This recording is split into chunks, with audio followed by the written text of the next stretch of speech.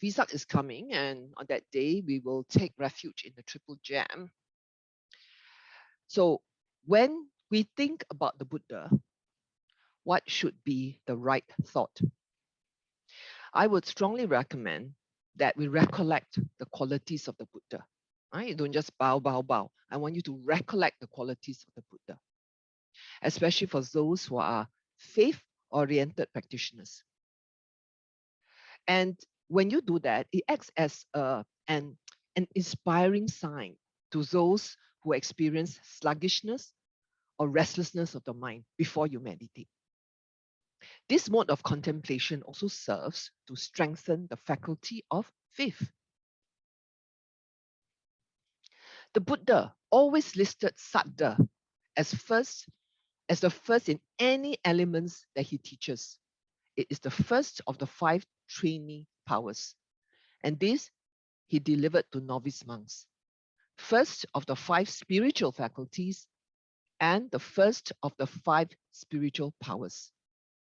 Right? Now, these 5 indriyas and the 5 balas were actually expounded to different target audience and are different in aspect. Faculty, indriya, means exercising ownership or control over the 5 elements, while power, the bala, means holding firm against, being unshakable by their opposites. That means absence of faith, laziness, heedlessness, distraction, and ignorance. Why is faith therefore not mentioned in other important teachings like the 4 foundations of mindfulness, the 4 bases of accomplishment, and the 7 factors of enlightenment and the Noble Eightfold Path? It is because these discourses were delivered mainly to monks, where faith is a given, because faith is needed in the first place, right, for them to enter the monasteries and live a monastic life and remain there. So, brothers and sisters, faith or saddha does not mean blind faith, but trust in the Buddha as a fully enlightened teacher, confidence in his teachings, and that what he teaches will bring us to enlightenment. Saddha is also a feeling of devotion for the Buddha and respect for what he has done and what he stands for. Why is faith so important?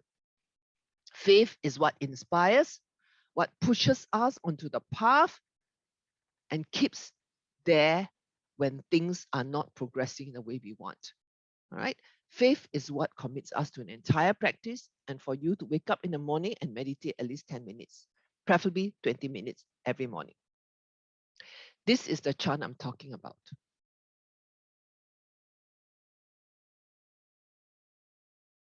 Okay. All right. So you've heard of sometimes, shall we do the itipiso? Sometimes you go to fellow Buddhists in other countries, shall we do the itipiso? And straight away, everybody know this is the chant. This is what it means. MC? Such indeed, he, the blessed, one is the pure one, the perfectly enlightened one, consummate in true knowledge and conduct, the well-gone one, knower of the worlds, incomparable leader of persons to be tamed, teacher of gods and men, the awakened one, the blessed one. If you look at this chant, you will realize that even though it's very concise, it has touched on the 9 qualities of the Buddha. If I break it down in Pali, this is what it means.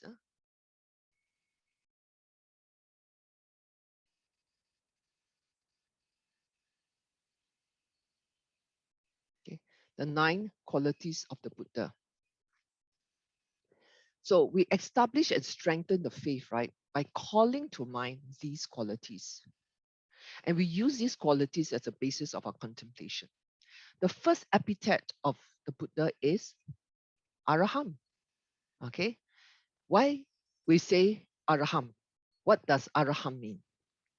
For the following reasons. Okay, Araham, because he is far away from all defilements, which along with the habitual mental formations governed by greed, hatred, and delusion. Remember, the 3 roots of evil is what again? Greed, hatred, and delusion were actually destroyed by the path.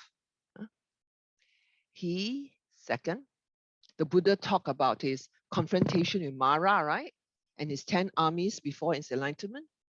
Now, many people, including myself, believe that this confrontation was a purely mental one instead of a physical one, because Mara's enemies had names like sensual pleasures, discontent, hunger and thirst, dullness and drowsiness.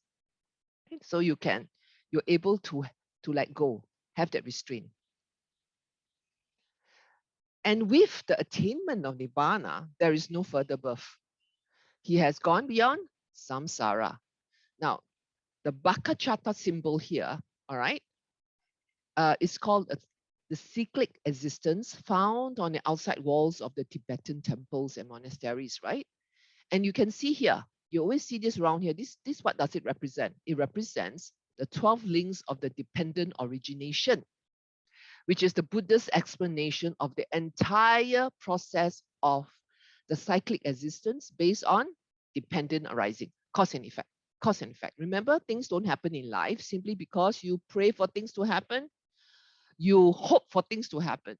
You build the causes and conditions for things to happen, right? And that's what you call karma. So if I want to die, I jump down the 23rd story now. And if I want to get COVID, I go to the discotheque tonight without my mask. Correct? Cause and effect. Arahants are worthy of the 4 requisites called pachaya, of robes, alms food, lodging and medicine, and other supports for the sick. All right? And there is nothing mysterious or questionable about the Buddha's teachings. There's no secrets. Everything he teaches us, he says, you can verify it through direct experience. That's what ahipasiko means. An open invitation to all to come and see, to inspect, to scrutinize, to investigate, to find out the truth for yourself. So having completed the Noble Eightfold Path and attained Nibbana, the Buddha's conduct is totally pure, right? So he is the perfect role model for conduct. In summary, the Buddha walks the talk. So this is a summary of what Araham actually means. Because he's far away and because he has destroyed the foe, the defilements, and destroyed the spokes of samsara's wheel, and because he's worthy of requisites and does no evil deeds in secret, the Muni is therefore called an Arahant. That's what it means, Araham, okay, enlightened being. Remember, usually after every Dharma talk, right, when you give, we pay respect we pay homage, we do a shortened version. You heard of this? Araham Sama Sambuddho Bhagawa Buddham Bhagavatam Abhivademi. Right? Familiar? So now when you chant that, you know exactly what Araham actually means. This is the first quality of the Buddha. The second quality of the Buddha that we need to know is this. Sama Sambuddho. Okay? Now, this first quality, Araham, all right, are epithets that describes all Buddhas. Okay. Now, Sama Sambuddho describes only the Buddha. Now, a Sama Sambuddho is extremely rare. All right. Let me just go back. Okay. Sama Sambuddho, what it means is that it's a perfectly enlightened one, a self-awakened one. It means that he is an all-knowing Buddha who has fully awakened to everything that can be known in order to be liberated. And he's able to teach others and guide them towards enlightenment. A Sama Sambuddho is very rare, brothers and sisters. Let us look at a conversation between the Buddha and Ananda to know exactly why. MC? Bante, how long does it take for the aspiration of Buddhas to be achieved? For Buddhas, Ananda, it takes a minimum of 4 incalculables and 100,000 eons. Brothers and sisters, 1 eon is equal to 1,000 million years. Incalculable is translated from a Sanskrit meaning innumerable, infinite. So the Buddha went on to say that it was not possible to achieve Buddhahood any earlier because you need that amount of time of for the knowledge to reach maturity, for the practice to reach maturity. And for the fulfilling of the parami. You saw parami, what it means is perfection. You need to perfect all these qualities, all these 10 qualities, totally complete in every way for actually Buddhahood to happen. Okay? Why do we use this term, Samma Sambuddha, instead of just Buddha?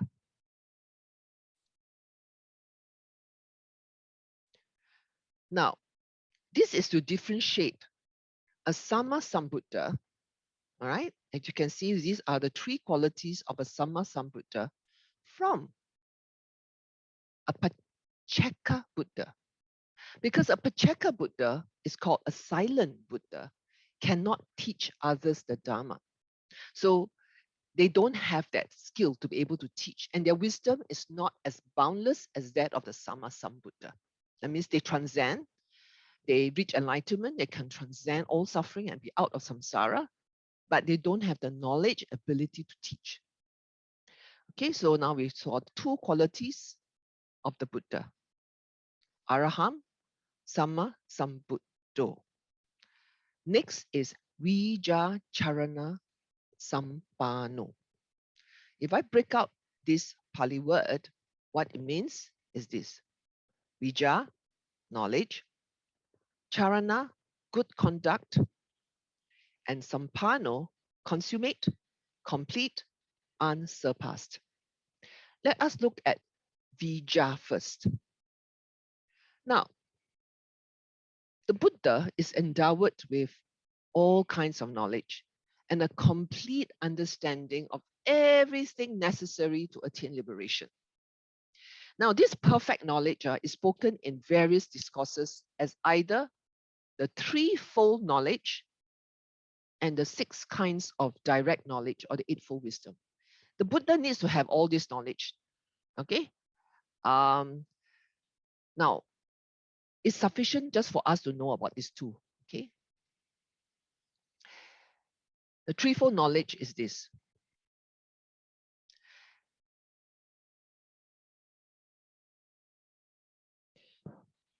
It was a realization of these 3 kinds of true knowledge that led the Buddha to total liberation. First, the Buddha recollected his manifold past lives, up to 100,000 births. Okay, he had this knowledge on the night of his enlightenment. The Buddha also saw many eons of world expansion and world contraction. Yes, we have. It's not easy to recollect past lives. I only know of 2 persons who were able to recollect their past lives, but only respect to the most recent one. For beings who were ill conducted in body, speech, and mind, who despised the noble ones, who had wrong views in their lives, and therefore giving effect to wrong views in their actions, he saw them being born in a bad destination, right? Including hell. The opposite was seen for worthy beings. So it doesn't mean we only have one life, we die, we go heaven, and that's it. He was able to see. And thirdly, he penetrated the 4 noble truths and realizing the threefold knowledge. Now, what is about the 6-fold direct knowledge? What does it mean? Spiritual powers, divine ear, penetration into the mind of others, remembrance of past life, divine eye, destruction of the teens. Now, the last 3 are the same as the threefold knowledge that we covered just now, right? Right? This is when he was able to see beings passing away and going into the realm in accordance with a mental state. Let's talk about spiritual powers.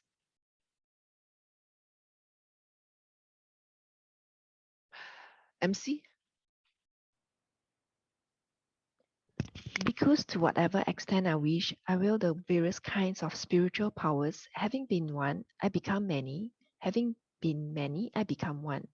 I appear and vanish. I go unhindered through a wall, through a rampart, through a mountain, as though through space. I dive in and out of the earth, as though it were water. I walk on water without sinking, as though it were earth. Seated cross-legged, I travel in space like a bird. With my hand I touch and stroke the moon and sun, so powerful and mighty. I exercise mastery with the body as far as the Brahma were. The Buddha's spiritual powers are supreme, second to none. When the Buddha surveys the world and sees someone far away who is capable of being enlightened, he would travel there in a moment to help them. For example, he traveled 30 yojanas, which is about 300 kilometers, to tame Alawaka. Okay, and likewise for Angulimala, the serial murderer. Okay. Now, the fourth picture here, all right, shows Kema, the consort of King Bimimsara, who was very proud of her beauty. The Buddha dispelled vanity by creating a beautiful lady and making her age gradually right before Kema's eyes, making her realize impermanence. This is actually a magical power that comes under the Eightfold Wisdom, but I actually included it here. Okay, the last picture here warrants a proper storytelling because it is very interesting. This is about the Buddha and his younger half brother. This is the family tree.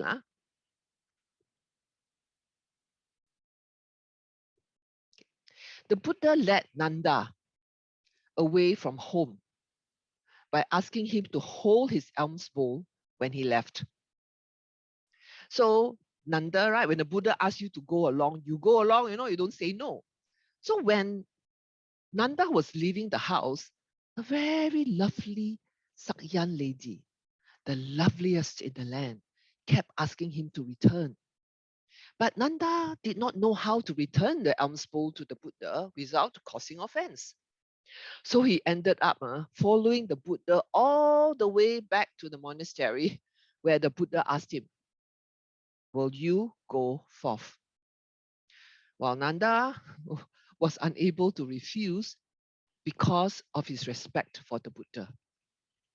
But he couldn't forget the lovely Sakyang girl. So he became very discontented with a monk's life because he missed his mundane life. As a prince, right, he could have any lady he wants. And he could not forget the Sakyang girl. The Buddha read his mind. The Buddha knew. So one day, the Buddha brought him to Tawatimsa heaven. She does not count. She's not worth a fraction compared to them. There is no comparison. These 500 names are far more beautiful, more fair to behold, and more alluring. All right. So the Buddha brought him there and showed Nanda a whole bevy of celestial names and asked him who was more beautiful. So the lovely Sakyang girl or the nymphs. And this was his answer, isn't it? And the Buddha then gave him a guarantee that if he continues with his holy life, he will get the nymphs. All right. Now, brothers and sisters, this is just a photo depiction. It doesn't mean that the Buddha flew up. It's the mind. We're talking about the mind. Okay, I'll explain to you later after. It's the mind. The mind, Buddha brought his mind up to the heavenly realm.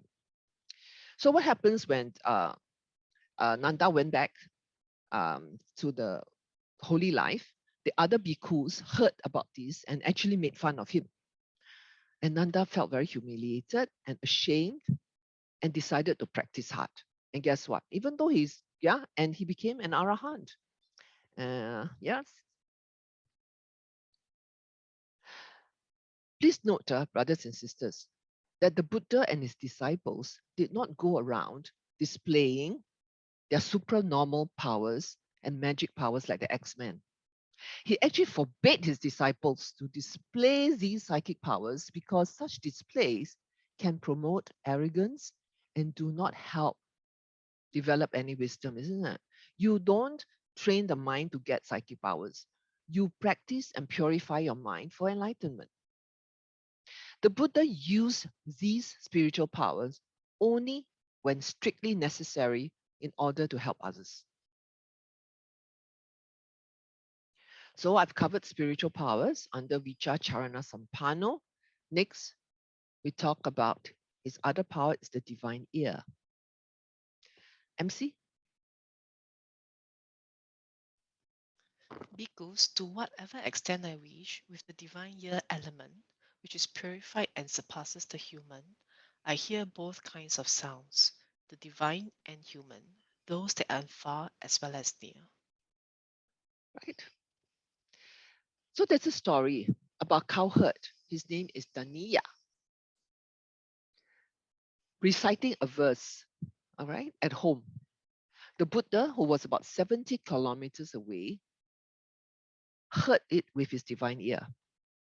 With the Buddha's eye, he saw that both Daniya and his wife had the supporting causes and conditions for achieving enlightenment. So he appeared there to teach them Dharma because he knew that if he did not go, they would both die in the flood the following day. Next superpower, penetration into the mind of others. MC? Because to whatever extent I wish, I understand the minds of other beings and persons. Having encompassed them with my own mind, I understand a mind with lust as a mind with lust, a mind without lust as a mind without lust, a mind with hatred as a mind with hatred.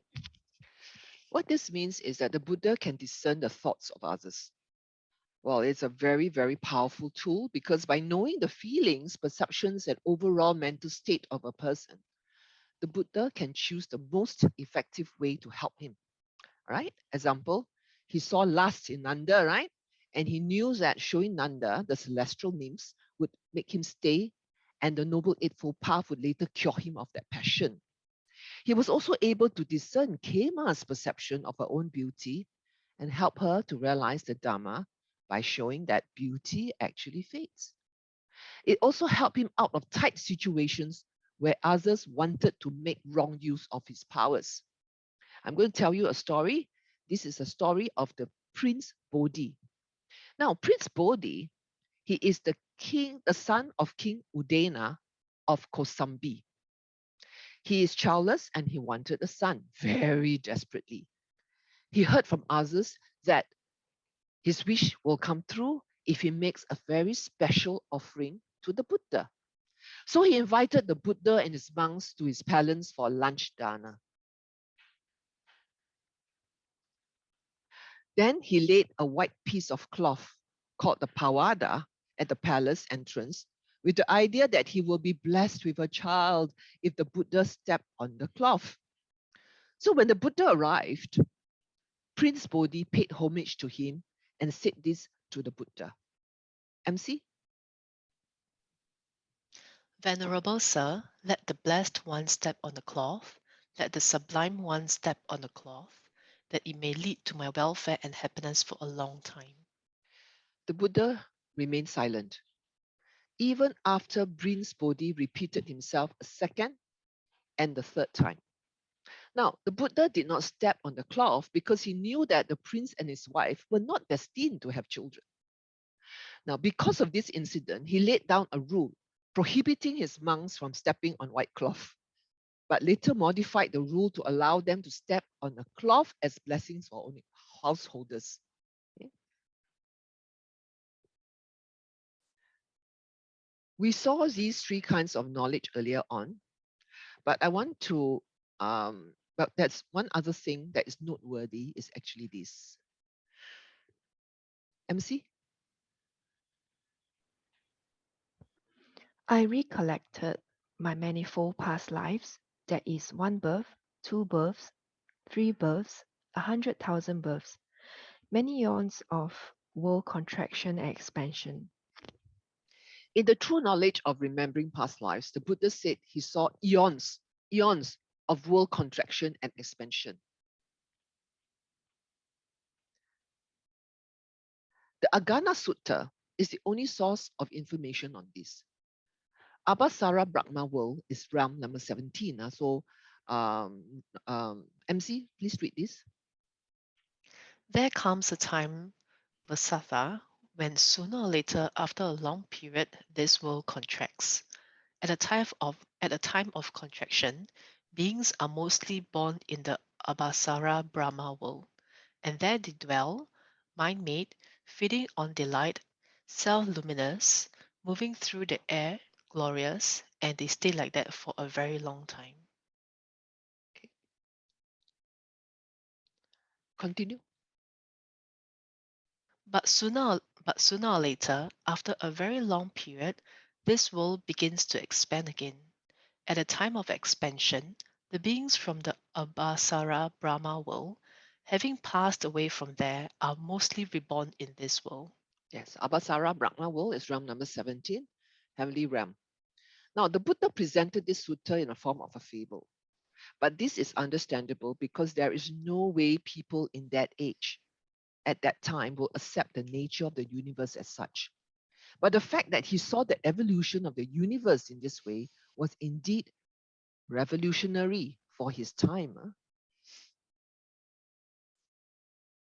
In our present day, what do we have? We have the Big Bang theory, right?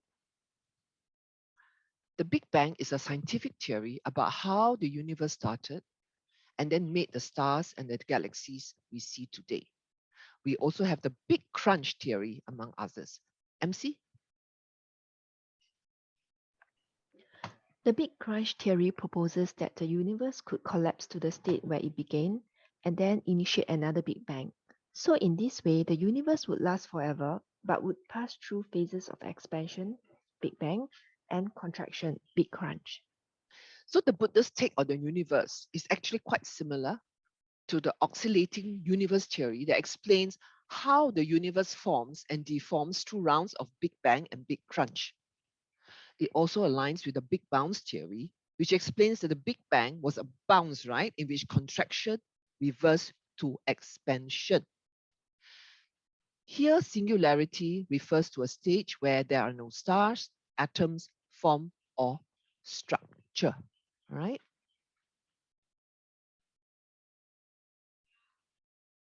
All this knowledge, especially the spiritual powers, may seem unreal, but they form part of the overall package of perfect knowledge that's attributed only to the Sammasambuddha.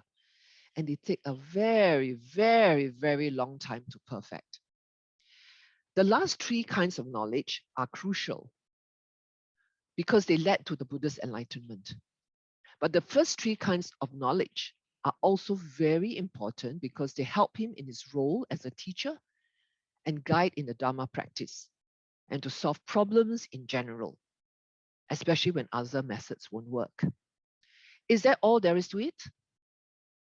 No, there is more. But to go into all that, what he can do will take too long. So the Buddha said this to Ananda. The Tathagatas are immeasurable. And the Buddha is immeasurable because he fulfilled all his 10 paramis, 10 perfections, perfected his knowledge, and are therefore omniscient. All right. So Vija Charana Sampano, we now know what's a knowledge, we move on to good conduct. The Buddha is fully established in virtuous conduct. After his enlightenment, a Brahmin called Uttara followed the Buddha for 7 months, wishing to observe the Buddha's conduct. At the end, he concluded, the Blessed One is of purified conduct, because he couldn't find any fault at all. The Buddha said that there are 4 things that he does not need to hide. MC? Bhikkhus, there are these four things that the Tathagata does not need to hide. What for? The Tathagata is one whose bodily behavior is purified. There is no bodily misconduct on his part that he might not need to hide, thinking, let others not find this out about me. Verbal behavior is purified. Mental behavior is purified. Livelihood is purified.